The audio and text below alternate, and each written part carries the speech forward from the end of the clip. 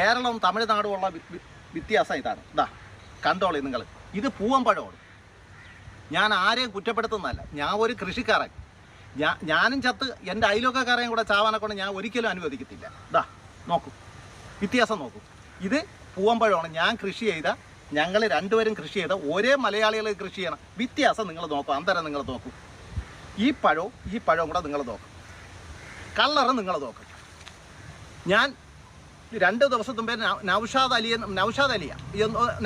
എന്ന് പറഞ്ഞുകൊണ്ട് ഒരാൾ എനിക്ക് തമിഴ്നാട്ടിലെ കുറിച്ച് പറയാൻ എന്തൊരു യോഗ്യത. തമിഴ്നാട്ടിലുള്ളവർ എൻ്റെ കൂടപ്പുറപ്പ് തന്നെ.